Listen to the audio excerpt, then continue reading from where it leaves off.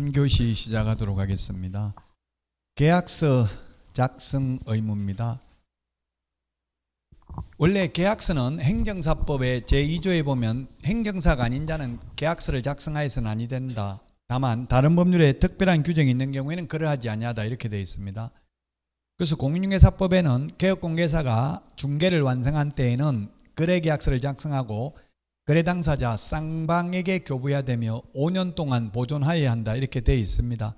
그래서 계약서 작성할 수 있는 게 아니라 반드시 해야 됩니다. 개업 공인중개사의 경우 계약서를 반드시 작성하여야 한다. 물론 소속 공인중개사가 할 수도 있습니다. 언제 작성하느냐면 중개 완성된 때, 중개 완성이 계약 성립입니다.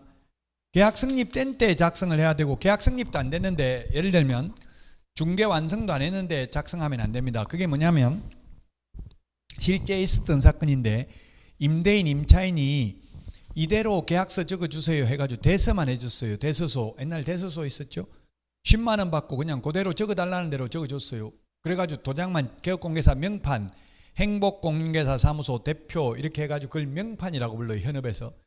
도장만 찍어줬어요. 10만 원, 도장값 10만 원 받고. 근데 그게 손님이 가짜 임대인, 가짜 임차인들이었어요. 서로 짜고 온 사기꾼들이었다고요.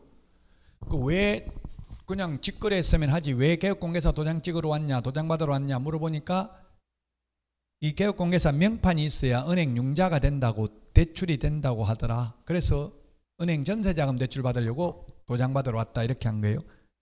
근데 확인도 안 하고 그냥 진짜 그 본인이 임차인이 맞는지 확인도 안 하고 도장 찍어줬다고요. 그 개업공개사 손해배상 책임이 있다고요.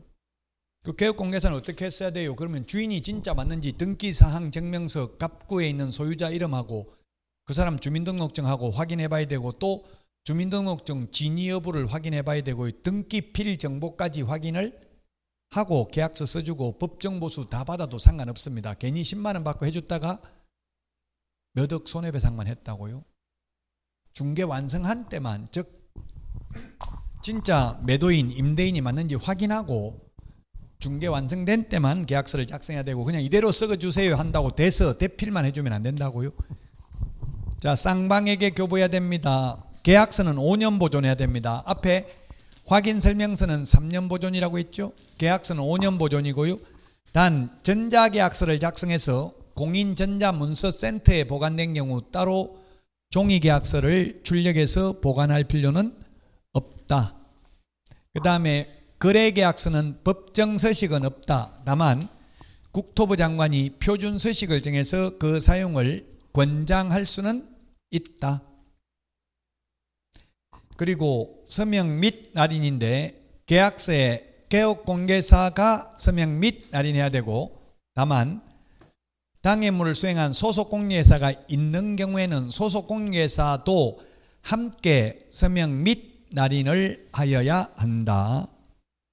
자, 거짓계약서를 적으면 등록을 취소할 수 있고 취소 안 하면 업무 정지할 수 있고 소공, 소속공인중개사의 경우 자격 정지 처분을 할 수 있습니다. 자, 그 다음에 사무소 명칭입니다. 사무소 명칭은 공인중개사 사무소 또는 부동산 중개라는 명칭을 사용해야 되고요. 앞에 행복공인중개사 사무소, 행운부동산 중개 이런 말은 써도 됩니다. 다만 부칙개공, 소위 중개인의 경우 공인중개사 사무소라는 명칭은 사용할 수 없습니다. 부칙개공, 소위 중개인은 옛날에 자격증 제도 없을 때부터 복덕방 하던 분들이 옛날에 자격증 제도 도입되기 전에 기득권을 가지고 있는 사람은 자격증 없죠? 계속 할 수 있죠. 그 대신에 이분들은 부동산 중개라는 명칭만 써야 되고 공인중개사 사무소라는 명칭은 쓸 수 없다. 왜냐하면 공인중개사가 아니기 때문에. 자, 그 다음에 5개간 고물을 설치하는 경우 5개간 고물이 간판입니다. 간판. 간판에는 성명을 표기해야 됩니다. 법인의 경우 대표자, 분사무소는 책임자. 인식 가능하도록 표기를 해야 되고요. 간판에 연락처는 표기 X 안 해도 됩니다. 근데 현실적으로 중개업소 간판 보면 연락처 적혀 있어요? 안 적혀 있어요? 적혀 있으니까 헷갈리죠. 시험에 5개간 고물에 연락처를 표기하지 아니한 경우 100만 원 이하의 과태료에 처한다. X로 시험에 나왔어요. 그렇게 시험에 나왔다고요. 100만 원 이하의 과태료입니다. 자, 중개대상물 표시 광고할 때 5가지를 명시해야 됩니다. 사무소 명칭, 사무소 소재지, 연락처, 등록번호, 대표자 성명, 그리고 보조원 이름 적으면 안 된다. 올해 공인중개사법 시험에 소속 공인중개사는 중개대상물에 대한 표시 광고를 할 수 있다, 없다 시험에 나왔어요. 소속 공인중개사는 뭡니까? 답이 소속 공인중개사는 표시 광고를 할 수 있다, 없다? 없습니다. 여기 보조원을 명시하여서는 아니 된다. 요것만 보니까 그럼 소속 공인중개사는 명시해도 된다 생각할 수 있죠. 예, 사장님이 광고하면서 담당 소속 공인중개사 박용덕 이렇게 적는 건 상관없어요. 근데 아예 소속 공인중개사 명의로만 광고하는 건 안 돼요. 왜냐하면 개업 공인중개사가 아닌 자는 표시 광고를 하여서는 아니 된다 이렇게 돼 있어요. 법조문에. 1년 이하의 징역이나 1,000만 원 이하의 벌금입니다. 사장 명의로 광고하면서 거기 담당 실장 소속 공인중개사 박용덕 이렇게 적는 건 상관없어요. 근데 담당 실장 중개보조원 박용덕 이렇게는 적으면 안 된다. 보조원은 적으면 안 된다고요. 인터넷 표시 광고할 때는 이 5가지 외에 또 5가지를 추가로 더 명시해야 된다. 중개상물의 소재지, 면적, 종류, 가격, 거래 형태, 건축물인 경우 이 10가지 외에 추가로 8가지를 더 명시해야 된다. 총청수, 사용승인, 사용검사 받은 날, 방향, 방의 개수, 욕실 개수, 입주 가능일, 주차 대수, 관리비도 명시를 해야 된다.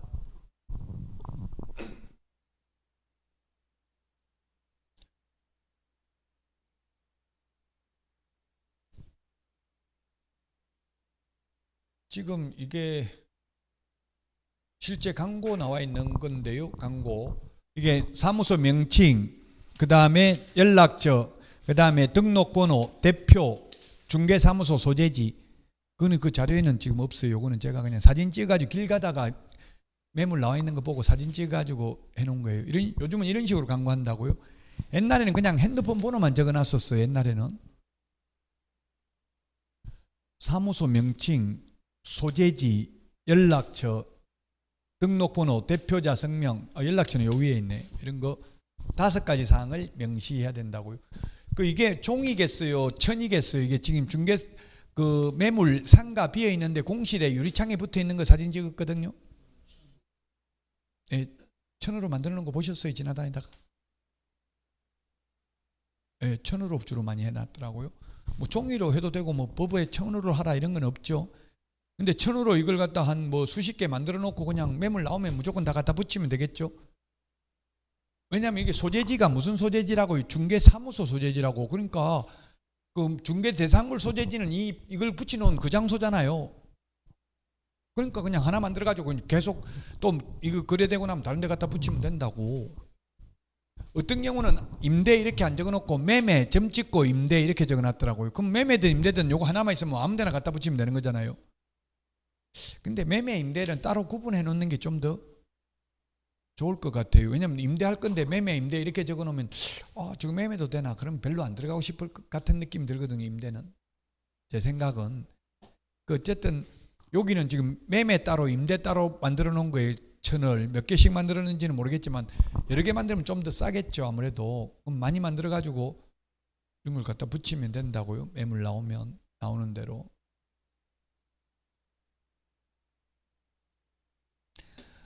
자, 이거는 국토교통부 고시사항인데요. 국토부 고시사항인데 중개사물에 대한 표시광고 시 명시사항인데 보면은 단독주택을 제외한 주택은 해당 건축물의 지번과 동, 층수를 포함해야 된다. 단 의뢰인이 원하지 않는 경우 저층, 중층, 고층으로 대체할 수 있다.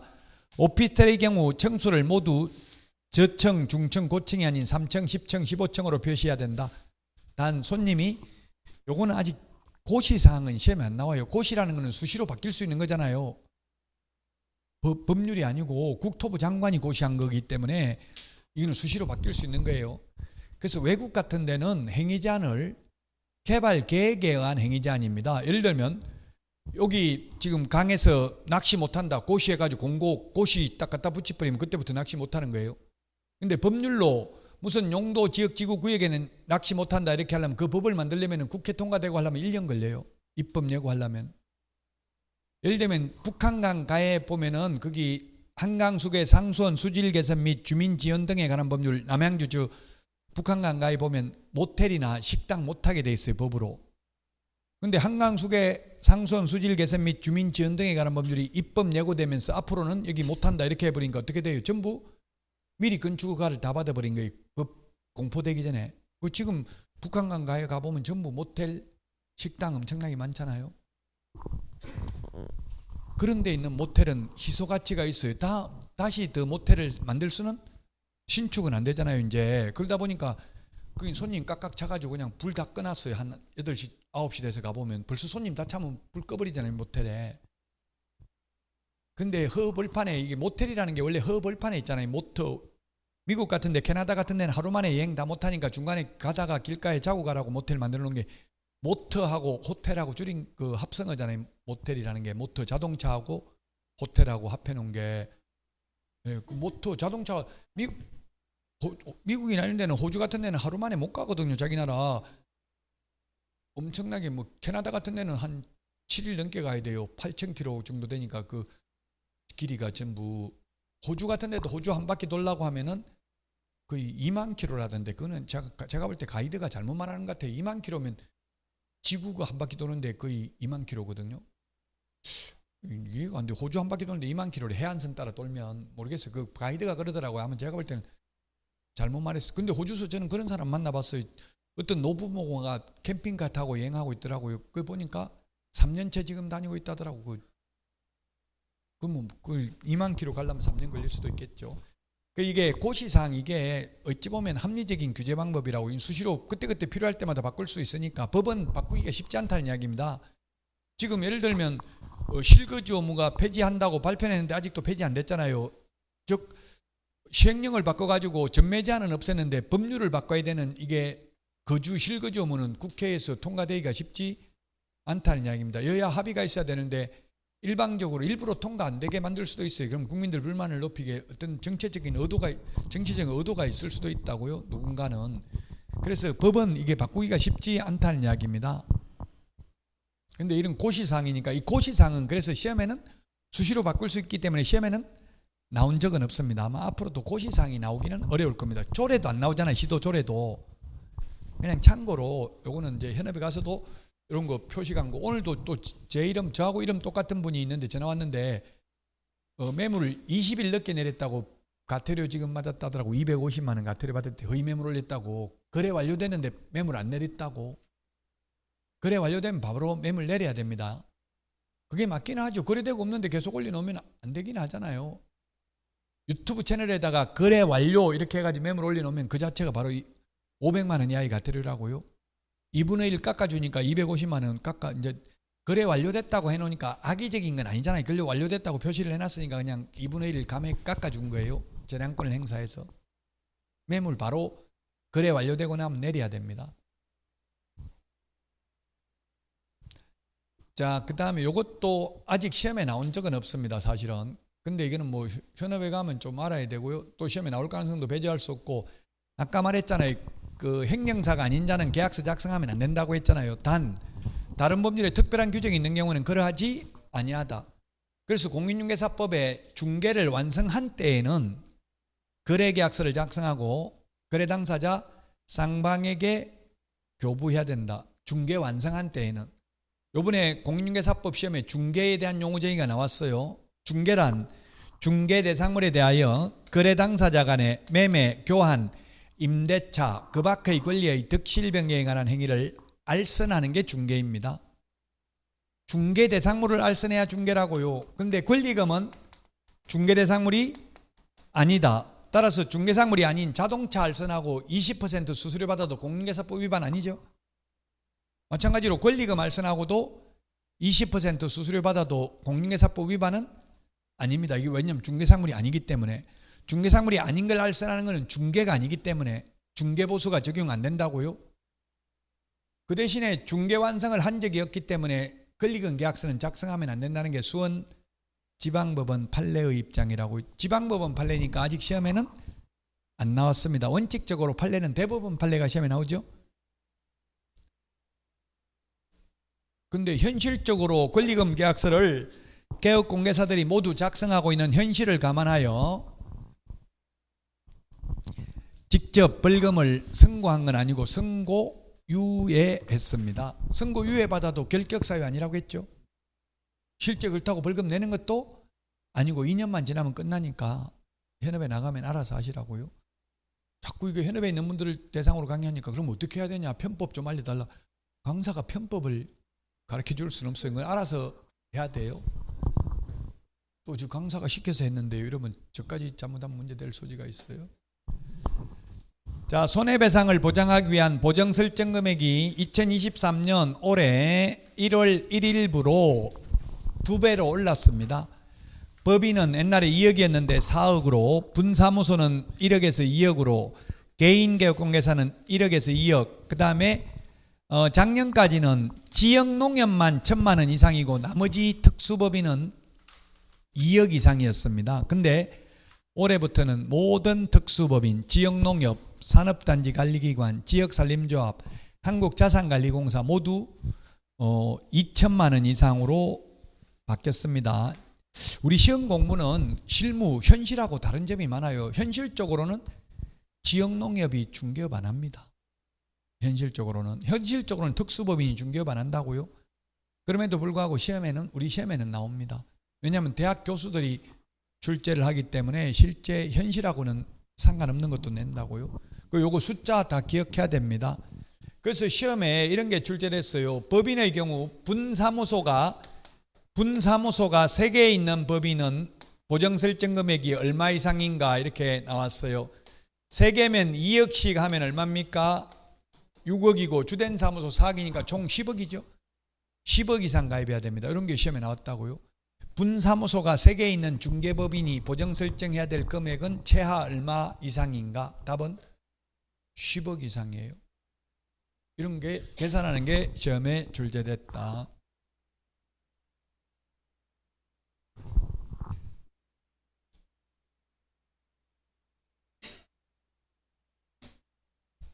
자, 보험금 지급 절차입니다. 보험금. 여러분들이 보험료하고 보험금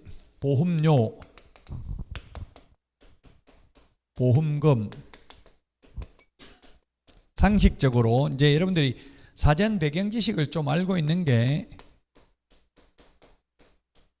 계약자, 수익자, 피보험자,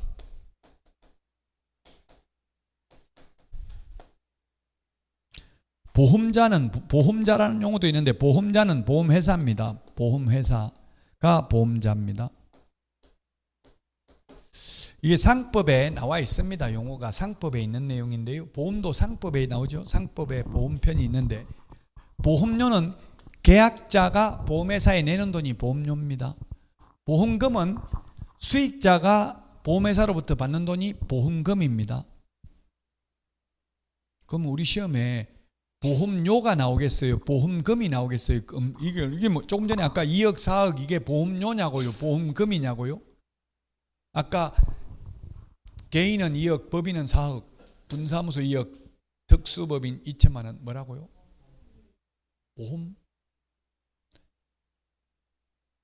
보험금이죠.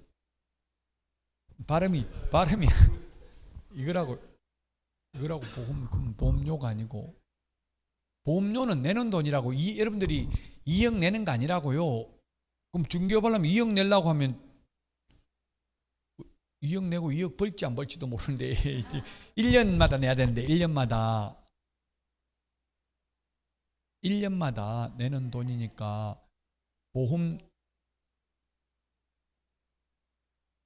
보험금입니다. 이게 보험을 들면 보험금이고 공제를 들었으면 공제금, 공탁을 했으면 공탁금이에요. 이게 보험금, 타는 돈이에요. 수익자가 타는 돈이에요. 그러면 우리는 수익자가 누구냐 하면 의뢰인입니다. 의뢰인. 보험가입은 개업공개사가 있지만 의뢰인, 손님들이 탄다고요. 손해입은 손님이. 계약자는 보험료 내는 사람, 계약을 체결한 사람, 그 다음에 수익자, 보험금을 타는 사람, 피보험자, 일반 생명보험 같으면 자기 생명을 보험에 건 사람. 저도 지금 와이프가 저를 피보험자로 자기가 계약자고 수익자로 해가지고 보험 들어놨어요. 제가 죽으면 와이프가 타는 거예요.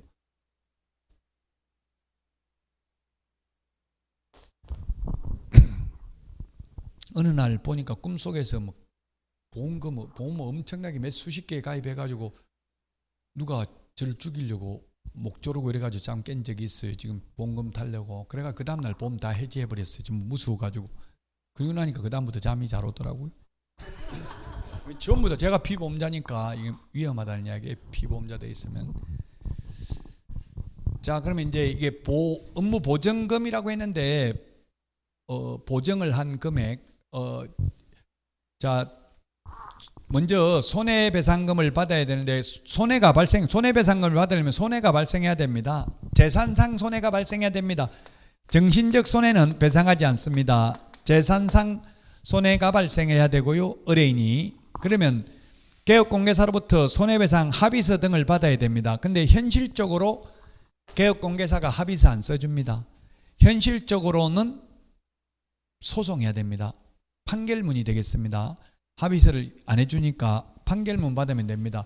손님이 판결문을 받아야 된다고 법원이 A 의뢰인에게 금 1억을 배상하라 이렇게 판결이 나온다고. 그럼 판결문 가지고 바로 이 보험회사나 또는 공제조합이나 공탁기관에다가 손해배상금 지급 신청을 합니다. 그러면 보험회사에서 손해배상금을 지급해 줍니다. 보험금을 지급해 줍니다. 지급해 주고 나면 이게 보증기관이 보험회사죠. 보험회사 또는 공제조합 또는 공탁기관인데 개업공개사를 대상으로 구상권을 행사할 수 있습니다. 내가 대신 갚은 것 토해내라 이렇게 할 수 있다고요. 일반 자동차보험이나 생명보험이나 화재보험은 원칙적으로 구상권 행사하지 않습니다. 그 이유는 생명보험이나 자동차보험이나 화재보험은 고의로 사고 낸 것은 보험금을 지급하지 않습니다. 그래서 구상권을 행사하지 않습니다. 그런데 개업공개사는 고의로 일부러 사고 낸 것도 보험금을 지급하니까 구상권을 행사할 수 있습니다. 구상권 행사하고 나면 재보정 설정 15일 이내 재보정 설정해야 됩니다. 시험에 15일인데 30일 이내 재보정 설정해야 된다. 뭐 이런 식으로 X로 줄제됐습니다. 숫자들은 다 기억해야 됩니다. 다시 보험을 가입해야 된다고요. 15일 이내에. 근데 만약에 구상권 행사를 안 당하고 도망 다니면 토해내라고 하는데 안 토해내면 다시 보험 가입하려고 하면 인수를 거절합니다. 인수를 거절한다 이런 거 시험에 나온 적은 없습니다. 실무적으로 그렇다는 이야기예요. 우리 암 걸린 사람은 암보험 못 들잖아요. 인수 거절되죠. 이거 지금 예를 들어서 아까 보험금은 2억인데 2억에 대한 보험료가 얼마냐면 1년 보험료가 1년 공제료가 24만 8천 원입니다. 24만 8천 원 내놓고 2억 손해배상했으면 보험회사는 손해잖아요. 그 구상권 행사 내가 낸 거 토해내라 했는데 그것도 안 토해내면 또 보험 가입해 주겠냐고. 또 가입해 주가지고 또 손해 입히면 보험회사 망하겠죠. 그래서 인수를 거절한다고. 구상권 행사를 안 당하면. 그럼 구상권 행사 안 당하려면 자기 돈 현금을 공탁해야 되는데 공탁해 놓은 걸 알면 구상권 행사하려는 보험회사가 나중에 압류해가지고 공탁금 못 찾아가게 하고 대신 찾아갈 수도 있겠죠. 그래서 현실적으로 사고 났는데 구상권 행사 안 당하면 중개업 못하고 그냥 도망 다니는 거예요. 제가 아는 분 그렇게 해가지고 도망 다녀서 사고 내가지고 1,800만 원 배상 구상권 행사 안 당하려고 도망 다니니까 3년 지나니까 협회에서 공제조합이 고려신용정보주식회사에다가 채권을 양도해버리더라고요. 3년 지나니까 고려신용정보주식회사에서 1,800만 원 원금하고 3년 동안 이자 1,800만 원 갚아라고 연락이 온 거예요. 내가 채권 인수받았다 해가지고. 또 저보고 어떻게 하면 되냐 묻길래 그냥 원금만 갚는다 해라. 이자 탕감해달라 하니까 그렇게 하라고 했대요. 근데 너무 쉽게 갚는다고 하니까 돈이 있는 줄 알고 안 된다. 이자도 갚아야 된다. 이렇게 해가지고 1,800만 원인데 결국 2,300만 원 주고 합의했어요. 3년 지나고 나서. 소송해가지고 변호사비 1,000만 원 들었어요. 손님은. 그냥 바로 구상권 행사 당하면 될 텐데 안 당하려고 공제조합을 상대로 소송해가지고. 왜냐하면 공제약관에 고의 또는 중대한 과실로 손해를 입힌 경우 구상권 행사할 수 있다 돼 있고 경미한 과실로 손해 입힌 경우는 구상권 행사할 수 없다고 돼 있거든요. 경미한지 중대한지 이제 소송해봐야 알기는 합니다. 근데 경미하다는 게 판례가 이런 거는 있습니다. 개업공개사가 매수인한테 매도인 통장에 입금시키라고 알려주는데 통장번호를, 그 통장번호가 진짜 매도인 거하고 똑같아요. 이름 통장 보니까 똑같다고. 보니까 그 통장을 직접 본 거에 번호만 불러달라고 한 게 아니라 보니까 등기사항증명서 갖고 있는 사람하고 신분증 있는 사람하고 이름이 똑같아. 통장이 주민등록번호는 안 나오죠? 나와요, 안 나와요? 안 나오니까 모르잖아요. 그냥 그래서 입금을 시킨 거예요. 근데 그 통장이 위조된 통장이었어요. 진짜 매도인 통장이 아니고 엉뚱한 데로 돈이 들어가 버린 거예요. 그러니까 이제 이게 문제가 생기잖아요. 그 손해배상 해라. 개업공개사 네가 가르쳐준 통장에 입금시켰는데 손해배상 책임은 있다. 그러나 개업공개사에게 중대한 과실이 있다고 보기는 어렵다. 경미한 과실도, 무슨 수사관도 아니고 그 위조했는지 안 했는지 완벽하게 찾아내기는 어렵다. 은행도 문제가 있는 거잖아요. 은행도 그러면 본인 거 아닌데 남의 통장에다가 돈 입출금 해주고 했으면. 그래서 그런 경우는 구상권 행사할 수 없다는 판례도 있기는 합니다. 이렇게까지 시험에 나온 적은 없습니다. 이제 실무에 가면 이해를 돕기 위해서 말씀드린 거고요. 무조건 단순히 암기하는 것보다는 좀 돌아가는 흐름을 알고 암기를 하는 게 좋으니까요. 이게 이제 보험금 지급 절차, 손해배상 절차입니다. 근데 좀 조심만 하면 현실적으로 뭐 손해 입힐 일은 거의, 이게 뭐 소송까지 갈 일은 거의 없습니다. 근데 대충 하다 보면 사고가 나고 너무 완벽하게 하려다 보면 또 돈을 못 벌 수도 있습니다. 그러니까 탄력적 사고를 그때그때 상황에 맞게 여러분들이 판단을 하시면 됩니다. 크게 걱정 안 해도 됩니다. 사고 잘 안 납니다. 자, 중개보수입니다. 중개보수는 주택하고 주택외가 다릅니다. 이때 주택이냐 주택외냐는 판단은 공부상 용도를 기준으로 합니다. 기본서에 보면 실제 사용 용도를 기준으로 한다 이렇게 적어놨는데요. 시험에 나온 적은 없어요. 시험에 나온 적이 없다 보니까 오류가 있어도 아무도 발견을 못한 거예요. 시험에 나온 적은 없다고. 이게 주택인지 주택 아닌지 뭘로 기준으로 판단하느냐, 공부를 기준으로 판단한다고. 그걸 뭘 보면 알 수 있어요. 여기 보세요.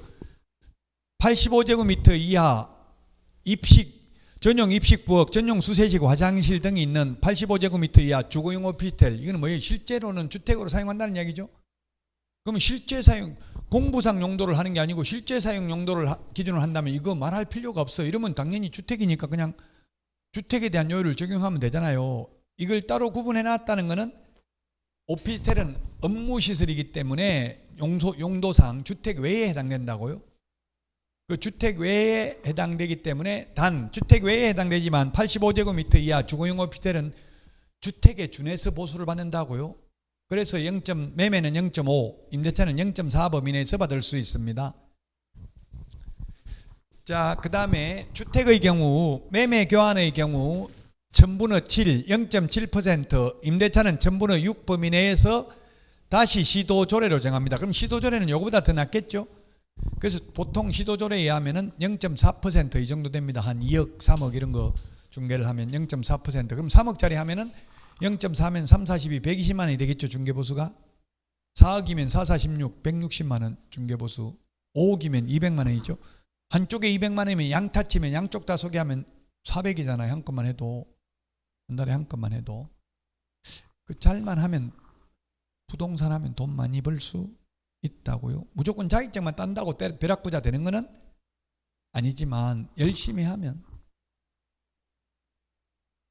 다른 일 하는 것보다는 훨씬 더 그래도 돈 많이 벌어요. 저도 마을버스 운전할까 싶어서 마을버스 타고 얼마 버는데 물어보니까 오전에 하면 10만 원, 오후에 하면 12만 원, 그냥 일당제래요. 그래가지고 30일 다 하면 300만 원 받는 거잖아요. 오전에 하면 10만 원이니까 만근수당 또 나온다더라고. 그 와이프한테 버스 운전할까 하면 너무 네가 하면 사고 내고 괜히 물어주는 게 더 많으니까 하지 말라 이러더라고요. 그 10만 원밖에 못 벌긴 하더라고. 새벽부터 나와가지고. 그보다는 중개 한 건 하는 게 더 많이 벌잖아요 지금. 물론 뭐 중개가 가만히 있다고 무조건 되는 건 아니지만.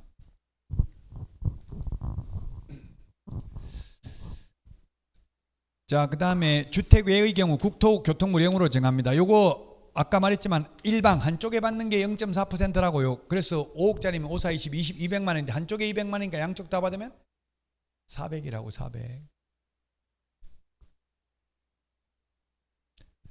주택 외는 국토교통부령, 주택은 국토교통부령이 정하는 범위 내에서 시도조례. 그래서 주택하고 주택 외가 보수요율 체계가 다릅니다. 뭐가 더 비쌉니까? 주택하고 주택 외하고? 중개보수가 뭐가 더 비싸냐고요. 대체로 주택 외가 더 비싸죠. 왜 그러냐고요? 네? 건물이 클 수 있으니까. 뭐 그 입법 취지는 왜 그런지는 사실 시험에 안 나와요. 그냥 이해를 돕기 위해서 그렇게 알고 좀 이해를 하고 암기하면 좀 더 쉬우니까. 하는데 주택이라는 거는 의식주 필수제입니다. 사람이 살아가는 데 있어서 의식주는 해결해야 되잖아요. 그 주택은 가난한 사람이든 부자든 다 있어야 돼요. 근데 주택 외에 상가나 토지 이런 거 사는 거는 여유가 있으니까 사는 거지. 그냥 노가다 해도 제가 아까 버스 운전해도 돼요. 뭐 몸으로 떼어서 돈 벌어도 된다고요. 꼭 상가 얻어가지고 장사해야 되는 거 아니라고요. 필수제는 아니라고요. 상가나 토지 이런 거는. 그러니까 돈이 있으니까 어느 살만하니까 그런 거는 투자하는 거니까 돈 좀 더 많이 받아도 된다는 이야기예요. 주택보다는. 그 주택도 금액이 크면 영루진제 좀 웃겨요. 금액이 크면 더 요율이 작아야 되는데 금액이 크면 더 요율이 높아져요. 큰 거 비싼 거 10억짜리 이런 거 사는 사람은 좀 부자니까 좀 더 내라는 이야기예요. 중개보수가. 금액이 높으면 중개보수, 이게 시험에는 안 나오는데 조례가 그렇다고. 조례에 보면 10억짜리, 저도 조례 얼마인지는 모르겠는데 10억짜리는 아마 15억 넘으면 0.7이에요. 15억 넘으면. 임대차는 0.6이에요. 이건 확실하게. 그럼 15억에 0.7 하면 얼마인지 계산하기도 어렵네요. 15억에 20억이면 0.7이에요. 그럼 20억이면 0.7이면 27은 14, 1,400만 원이죠. 더 높잖아요. 지금 아까 금액이 낮은 거는 요율이 더 낮잖아요. 그 이제 서민들, 돈 없는 사람들은 좀 중개보수도 낮춰주고 이렇게 돼 있다고 취지가. 보통 우리나라는 쌍방으로부터 각각 받는데 미국이나 캐나다 뭐 이거 외국에는 보니까 주로 매도인한테 많이 받더라고요. 우리나라는 외려 매수인한테 받고 매도인한테는 안 받는 업체들도 있어요. 플롭테크 업체들, 뭐 호갱노노라든지 이런 데는 매도인한테는 50%만 받는 데도 있어요. 그러니까 매도인들이 매물이 그런 대로 올릴 수도 있겠죠. 중개보수 깎아준다니까 스스로 내놓는다고 그냥 알아서. 자, 중개보수는 거래 금액에다가 요율을 곱한다. 요율이 아까 0.7, 0.6 이게 요율이에요. 그래서 아까 제가 20억짜리 0.7% 곱하면 27, 24, 1,400만 원이라고 했죠. 그 요율을 곱한다고요. 그래가지고 산출액이 나오는데 한도액이 있으면 한도액 범위 내에서만 받을 수 있고 쌍방으로부터 각각 받으니까 곱하기 1을 하면 된다고. 양쪽 받는 거. 그 중개보수 총액은 얼마인가 하면 곱하기 1을 해야 돼요. 근데 A로부터 B로부터 매수인 A로부터 매도인 갑으로부터 이렇게 갑을 A, B 특정 한 명을 특정하면 곱하기 2 하면 안 되죠. 한 사람한테 받는 거니까. 이것도 현실하고는 시험하고 현실이 괴리되어 있는데요. 사무소 소재지 시도조례입니다. 만약에 경기도에 중개사무소가 있으면 서울에 있는 아파트, 인천에 있는 아파트를 중개해도 경기도 조례가 정하는 보수를 받는다고. 사무소 기준이라고요. 근데 이게 구분의 실익이 필요가 없는 게 사실은 16개 시도조례가 똑같아요. 왜 똑같냐? 제가 국토부에 물어보니까, 친한 직원이 있어 물어보니까 그 시도 의원들이 처음 당선돼가지고 이런 거 뭐 조례 어떻게 만드는지 알아요? 몰라요?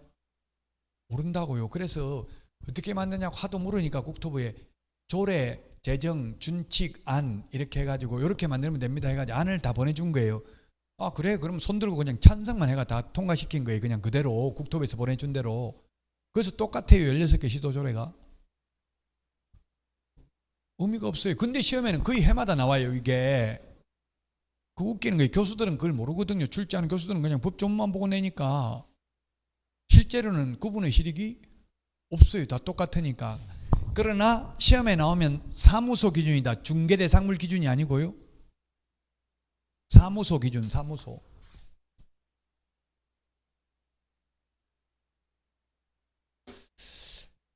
시험에는 잘 나옵니다. 이게 중개보수 시험에 2문제 나옵니다. 2문제. 자, 그 다음에 겸용주택입니다. 주택의 면적이 2분의 1 이상인 경우 전부 주택에 대한 보수를 적용받습니다. 시험에 3번 나왔는데요. 주택의 면적이 3분의 1인 경우 이렇게 시험에 나왔어요. 주택의 면적이 3분의 1인 경우. 그럼 주택의 면적이 3분의 1인 경우는 주택입니까? 주택 아닙니까? 주택하고 주택외하고 다르다고 했잖아요. 아까 주택외는 매매든 임대차든 모두 0.9% 범위 내에서 당사자 협의고요. 주택인 경우는 매매는 최대 0.7, 임대차는 최대 0.6 범위 내에서 시도 조례입니다. 자, 그러면 주택의 면적이 3분의 1이면 주택으로 치냐고 주택 아닌 걸로 보냐고요? 아닌 걸로 봐야 되죠.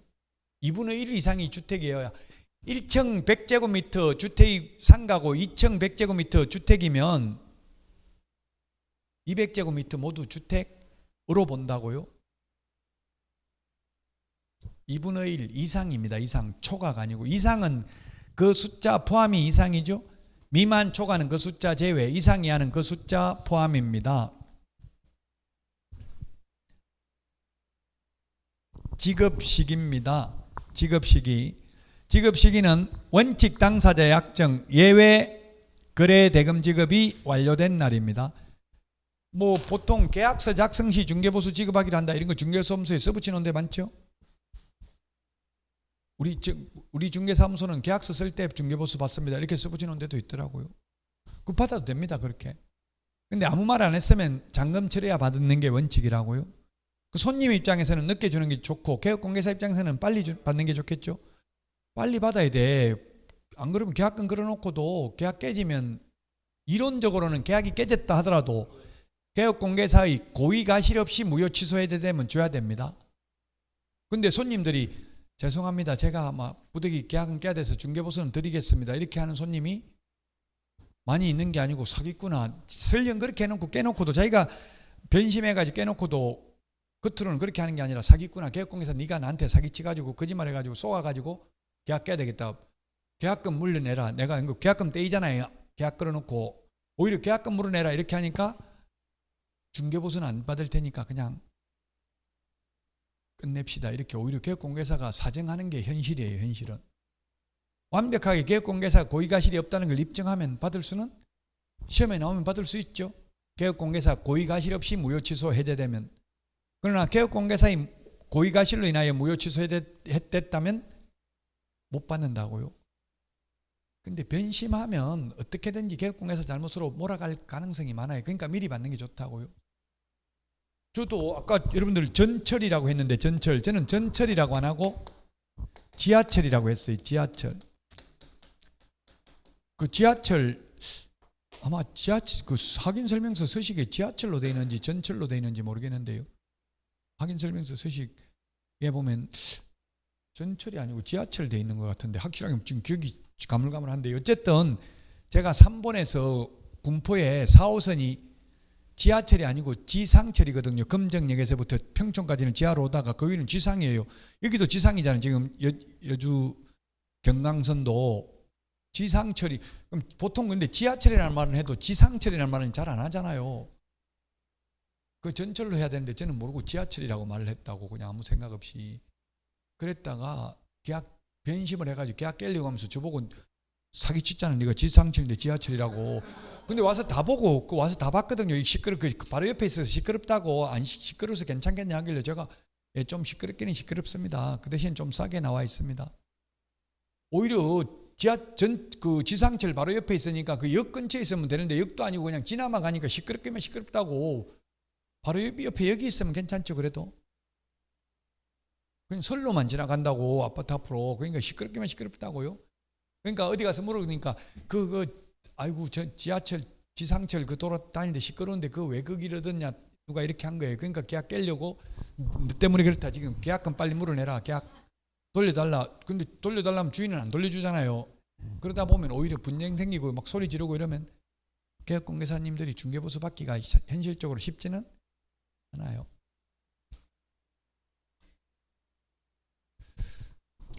그 다음에 부가가치세는 중개보수 외에 별도로 받아도 된다. 일반 가세사업자라면 10%, 간이가세사업자라면 4% 받아도 됩니다. 부가가치세는 요즘은 그냥 중개업소에서는 프로그램에 의해서 일반 가세사업자, 간이가세사업자 요것만 클릭하면 자동으로 부가가치세까지 포함돼서 계산돼서 나옵니다. 저한테 제가 연수교육을 각 시군구로 다니다 보니까 시군구 담당 공무원들이 단속하는 공무원들이 저한테 문의를 많이 해요. 이거 처벌해도 되겠냐 이런 걸. 그러니까 저는 웬만하면 처벌하지 말라고. 현실도 어려운데 지금 개혁공에서 다 망하고 있는데 자꾸 그 단속하면 어렵지 않냐 이렇게 이야기를 하는데요. 어떤 걸 묻냐 하면은 어떤 개혁공개사가 문의를 해왔대요. 법인인 개혁공개사가 그 매도인하고 매수인하고 돈을 다르게 받고 싶은 거예요. 법정 보수는 둘 다 100만 원인데 근데 이게 찍어버리면 원칙적으로 계약서 확인설명서 석장을 찍으면 장수를 적으면 그 똑같이 찍게 나오거든요. 석장. 물론 다르게 출력해도 되는지 그건 잘 모르겠어요. 어쨌든 같이 찍게 나와요. 설령 다르게 찍혀 나온다 하더라도 서식이 3장이라 하더라도 도장을 3군데 다 받아야 되거든. 매수인, 매도인, 개혁공개사. 그러면 그걸 묻더라고 저한테. 매수인한테는 좀 적게 받고 매도인은 많이 남겨 먹으니까 많이 받고 싶은데 그 매도인한테 많이 받을 때 매수인 적게 적혀져 있는 걸 매도인 도장을 받아야 되잖아요. 어떻게 하면 되냐 묻는데 공무원 또 저한테 어떻게 하면 되냐고 묻더라고. 그거는 편법을 하는 거 그런 걸 어떻게 해야 되는지 그냥 법에 있는 대로만 하면 되죠. 공무원이 뭐 그거 어떻게 해야 되는지 그런 것까지. 그래서 저 같은 경우는 그냥 둘 다 100만 원 찍혀 법정 보수가 100만 원이면 100만 원 다 찍어놓고 그냥 50만 원만 주세요. 매수인한테는 이렇게 하면 될 것 같은데요. 이랬더니만 공무원이 법인이라서 법인 장부에 기록되어 있는 거하고 실제 받는 게 다르면 내부 감사에도 적발될 수 있고 법인 장부 이게 나중에 문제가 될 수 있대. 법인 회계상. 그거는 나도 모르겠다 이렇게 해서 그거 어떻게 해야 되는지 그거는 참 그런 것까지 없어요. 법에. 어떻게 다르게 받으려면 전부 양쪽에 다 받잖아요. 양쪽에 다 100만 원씩. 양쪽에 다 100만 원 받는데 한쪽에는 70 받고 한쪽에는 80 받겠다. 그거 어떻게 해야 되냐. 그 규정 없다고요. 알아서 많이 받는 건 안 되지만 적게 받는 건 줄여서 받는 건 상관없거든요. 그거는 규정은 없어요. 여러분들은 뭐 법인 할 건 아니니까 그게 법인 물론 할 수도 있지만 법인하는 유형이 2가지가 있더라고. 제가 이때까지 살면서 중개업소 다니면서 법인이 회사잖아요. 회사를 차리는 이유 2가지라고요. 첫 번째 개인 중개업소를 하니까 너무 소득이 높으니까 우리는 소득세가 양도소득세 그 다음에 종합소득세 근로소득세 갑종근로소득세 다 세율이 똑같아요. 6%에서 45% 아마 8단계 초과 누진세율인 것 같은데요. 45%죠 재고세율이. 6%에서 45%까지. 그럼 소득이 낮으면 6%고 소득이 높으면 뭐 몇 억 1억 5천인가 얼마 넘으면 45%라는 이야기예요. 그러니까 세금이 엄청나게 많이 나온다고. 소득이 막 한 10억 넘게 중개업소에서 벌면 그런 경우는 법인을 만들면 된다고. 그렇게 소득이 높으면 법인 만들면 뭐 이렇게 하면 바람직하지는 않지만 보통 가족들 다 사장, 부사장, 뭐 상무 전부 다 시켜주는 거예요. 제 친구 보니까 그렇더라고. 자기 부인도 거기에 무슨 직원이에요. 그 부인한테 생활비 주는 게 그냥 월급 주는 거예요. 직원 월급. 그게 이제 편법이죠. 그렇게 하면 원칙은 안 되죠 사실은. 근데 그렇게 조그만 회사는 그렇게 막 그냥 자기 개인 돈처럼 쓰더라고. 솔직히 큰 회사야 그렇지만 그 조그만 회사는 사장이 뭐 자기 돈이라고 생각하잖아요. 사장 원래는 그게 아닌데 법인은 별도 사람이기는 한데 현실적으로는 그렇다는 이야기예요. 제가 아는 분도 개인 중개업소 하는데 자기 딸한테 월급 200만 원 주는 걸로 딸 통장으로 보내요. 월급날. 그럼 딸이 다시 뽑아가지고 엄마 통장으로 또 보내요. 200만 원. 실제 준 거 없어요. 서류상 200 주는 거 해가지고 월급 주니까 비용이잖아요. 그럼 소득세 신고할 때 그 비용 다 빼버려요. 그리고 직원이 한 명 있으면 직장보험도 가능해요. 지역건강보험이 아니고. 그러면 재산이 많으면 지역으로 하면 좀 보험료가 많이 나오잖아요. 근데 직장으로 하면 얼마 안 나오거든요. 직장으로 해가지고 월급 그냥 50만, 요즘 50만 원보다는 좀 높게 해야 된다는데 예를 들면 50만 원 하면 2만 원밖에 안 나와요. 건강보험료. 2만 원 나오는데 그게 직장에서 사장이 만 원 대주고 내가 만 원 내고 5%거든요. 그것밖에 안 나온다고요. 그럼 100만 원 해도 한 5만 원도 안 나와요. 그럼 5만 원이면 2만 5천 원씩 내잖아요. 사장 2만 5천 원, 직원 2만 5천 원. 중개사무소도 직원이 한 명 있으면 사장님도 직장건강보험 가입이 가능하다고요. 또 직장건강보험으로 1년 이상 다녔으면 그 다음에 그만두고 지역으로 넘어가더라도 직장 마지막에 낸 걸 2년 동안 계속해서 낼 수 있거든요. 지역으로 가도. 그럼 여러분들이 사장님 되더라도 직원들이 직장건강보험 가입, 4대보험 가입 원하면은 제가 볼 때 해주는 게 나아요. 지금 뒤에 가면 나옵니다. 두루누리에서 정부에서 36개월간 80%까지 지원해줘요. 사장님들이 내야 될 돈을. 부가가치세는 별도로 받아도 된다. 원래는 부가가치세라는 거는 부가가치세 별도 이런 말 표시되어 있지 않는 한은 재화 가격에 부가가치세도 포함되어 있는 게 원칙입니다. 그래서 호텔 같은 데 밥 먹으면 VAT 별도 이렇게 돼 있죠. 부가세가 아니라 부가가치세죠. 본세 부가세가 아니라 부가가치세인데 그냥 줄여서 부가세 이렇게 말도 많이 하는데요. 어쨌든 이게 VAT 별도 이렇게 적어놓지 않는 한 원칙적으로는 재화 가격에 포함되어 있는데도 불구하고 우리 중개보수에는 포함되어 있지 않습니다. 그래서 따로 받아도 된다. 중개보수 10만 원, 부가가치세 10만, 중개보수 100만 원, 부가가치세 10만 원 이렇게 받아도 된다. 자, 그 다음에 동일한 중개사물에 대하여 동일 당사자 간의 매매를 포함한 둘 이상의 거래가 동일한 거래 기회에 이루어진 경우에는 매매에 대한 거래 금액만을 적용한다. 민법에서는 이것을 점유계정이라고 합니다. 점유계정.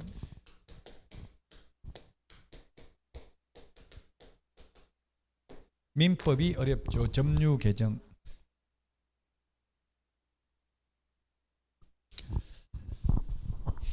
이게 뭐냐면 집 팔고 그 자리에 세입자로 눌러 사는 경우. 저도 지금 평생을 살아오면서 이런 일이 있었어요. 지금 살고 있는 집을 여기 바로 경기도 광주에 있었어요. 쌍용동에 제가 살았는데 지금 다시 한번 제가 주민등록 초본을 떼보면 몇 년씩 어디에 살았는지 다 나오잖아요. 초본을 한번 떼봤어요. 한 5년, 저는 한 7년 살은 걸로 기억했는데 한 5년 정도밖에 안 살았다. 5년도, 만 5년도 안 살았더라고. 한 4년 넘게 살았더라고요. 근데 여기 들어오자마자 1층에 미분양된 거 맨 마지막에 그냥 줍줍도 아니고 하여튼 그 학원 원장님 소개로, 지금 우리 원장님 말고 그쪽에 강주에도 옛날에 학원이 있었어요. 지금은 없는데 그 원장님 소개로 샀는데 들어오자마자 마음에 안 들더라고요. 1층이라고 그때 아무 생각 없이 그냥 1층이라고 샀는데 보니까 앞에서 보니까 1층인데 뒤쪽에서 가서 산에서 지어놓으니까 뒤에 가서 보니까 거의 반지하더라고요. 지하예요, 지하. 이 베란다 발코니에서 쳐다보면 거의 지하예요, 지하. 이 앞쪽에서 들어가는 거는 1층인데 들어가자마자 마음에 안 들어가지고 또 마음에 안 들려고 하니까 막 옛날 집들은 페인트 냄새가 새 집은 엄청나게 났어요. 요즘 지은 집들은 페인트 냄새 안 나죠. 입주해도 다 태운다더라고요. 요즘은 그 공법이. 옛날에는 막 한 3년 동안 페인트 냄새 나더라고요. 그럼 맨날 집에 들어가면 문 열어놓고 집 팔려고만 들어가자마자 내놨는데 그게 거의 4년 5년 가까이 돼서 팔린 거예요. 근데 팔리기도 전에 제가 지금 3번에 지금 살고 있는 동네에 아파트를 분양을 받았어요. 그 지금 입주하기 4개월 전에 팔렸어요. 그때는 젊었기 때문에 아무 걱정도 없고 생각도 없고 그냥 만약에 안 팔렸으면 어떻게 돈을 마련하려고 그랬는지도 모르겠어요. 대출도 막 2군데 되고 그러지는 않더라고. 잘 한 군데밖에 보통 대출 안 되죠. 어쨌든 다행히 팔렸어요. 그러니까 4개월은 살아야 되잖아요. 입주하기 전에 그 4개월 더 눌러 살겠습니다 하니까 매도인이 그래 하라 하더라고요. 제가 월세 달라면 월세 주고 전세 달라면 전세고 돈 얼마든지 달라는 대로 주겠습니다. 4개월만 더 삽시다 하니까 그렇게 하라더라고요. 근데 하라고 했다가 개업공개사 만나고 오더만 안 된다더라고. 개업공개사가 작업을 한 거에 저 인간 싸게 팔아가지고 불만이 많아가지고 뭐 다 훔쳐가고 부술 수도 있고 그러니까 또 4개월 지나서 세입자 못 구할 수도 있습니다. 괜히 그랬다가 지금 아예 그냥 안전하게 2년 살 수 있는 사람 구하는 게 좋습니다. 모르겠어요. 제 생각에 이런 식으로 말했을 것 같아. 뭔 말했는지는 제가 들은 바는 없어요. 어쨌든 변심해가 안 된다 이러더라고. 아마 그 개업공개사가 저한테 수업 들었던 분이거든요. 그러니까 저 약점을 잘 알고 있고 저 분양받아서 무조건 저는 팔아야 됩니다. 안 팔면 안 됩니다. 이런 거 말해줬을 거예요. 그러니까 안 된다. 우리 아들이 뭐 군대 갔다 와서 살아야 돼서 절대 안 된다. 뭐 계약 깨든지 파기하든지 안 된다 이렇게 하더라고. 그래서 할 수 없이 뭐 왜 그렇겠어요? 왜 개업공개사 그런 작업을 했겠어요? 만약에 이렇게 동시에 제가 매매계약하고 임대차 계약을 매도인이 있고 매수인이 있는데 이렇게 매매계약을 하고 팔고 이 매수인이 다시 매수인이 아니니 매도인이 팔고 다시 임대차 계약을 체결하고 세입자로 다시 눌러 사는 경우죠. 매도인, 매수인, 이 매수인이 이제 임대인 되는 거죠. 임대인. 자기가 샀으니까 임대인, 요게 임차인, 세입자. 이렇게 하면은 매매계약, 임대차계약 2번 했지만 중개보수는 1번밖에 못 받는다고. 매매에 대한 것만. 중개보수가 줄어드니까 개업공개사가 작업을 한 거예요. 1타 쌍피인데 딴 사람 구해주면은 세입자, 새로운 세입자한테 받을 수 있고 중개보수가 훨씬 더 많잖아요. 동일한 기회이어야 합니다. 동일 당사자여야 됩니다. 동일한 중개상물이어야 합니다. 요 사례는 딱 하나밖에 없어요. 집 팔고 그 자리에 세입자로 눌러 사는 케이스 딱 하나밖에 없다는 이야기입니다.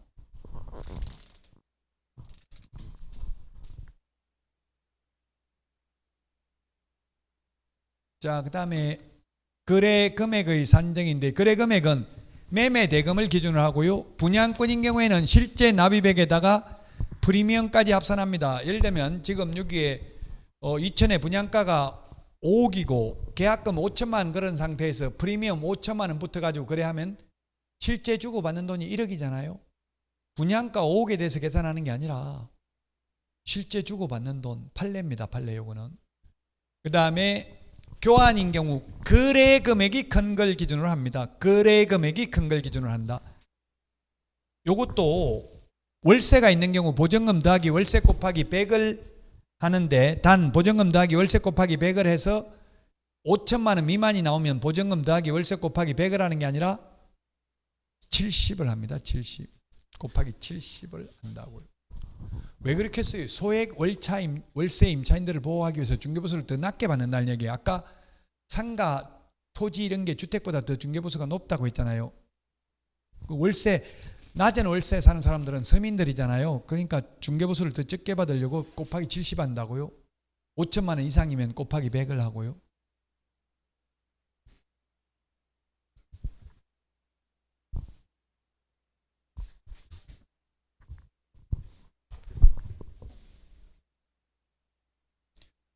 그럼 이거 한번 요거만 계산해보고 마치도록 하겠습니다. 예를 들면 보증금 500만 원에 월세 45만 원 곱하기 100을 하면 4,500만 원, 500만 원 더하면 5천만 원. 그럼 5천만 원, 이게 만약에 상가라고 계산한다면 여기다 0.9% 곱하면 5945, 중개보수가 45만 원이죠. 45만 원. 근데 보증금이 500만 원에 월세가 40만 원이면 곱하기 100을 하니까 얼마 나와요? 5천만 원이 안 되고 4,500만 원 나오죠? 이렇게 보증금 더하기 월세 곱하기 100을 한 금액이 5천만 원 미만 나오면 곱하기 100을 하는 게 아니라 70을 한다. 4,7은 28, 2,800만 원에다 500만 원 더하면 3,300만 원이다. 만약 이게 상가라면 여기에다가 곱하기 0.9% 하면은 3927, 3927, 29만 7천원 나옵니다. 그래서 현실적으로 이런 경우 손님들이 개업공개사에게 이 중개보수가 아니라 월세 5만 원만 좀 깎아달라고 주인한테 이야기 좀 해주세요. 세입자가 이러면 개업공개사님들이 예, 이야기하겠습니다 하는 게 아니라 절대 안 됩니다. 이거 50만 원에서 겨우 깎아가지고 45만 원 해가지고 계약 하나만 안 했지 못합니다. 이렇게 강하게 말해야 된다고 협상을 예, 한번 말해보도록 노력은 하겠습니다. 이러면 계약 안 돼요. 강하게 나가야 된다고 때로는. 왜? 5만 원 깎아주는 순간 중개보수가 얼마 날라갑니까? 지금 15만 3천 원 차이 나죠? 15만 3천 원 차이 나잖아요. 맞아요? 15만 3천 원 양쪽 양타 30만 6천 원. 5만 원 깎아주는 순간 30만 6천 원 날라간다고요.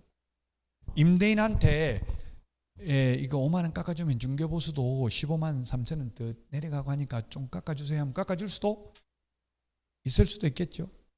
근데 아예 계약공개사선에서 단칼에 치부린다고 절대 안 됩니다 하고 아예 말도 안 해 주인한테. 자, 오늘 여기까지 하고요. 다음 주 맞죠? 네, 다음 주에 찾아뵙도록 하겠습니다. 수고하셨습니다.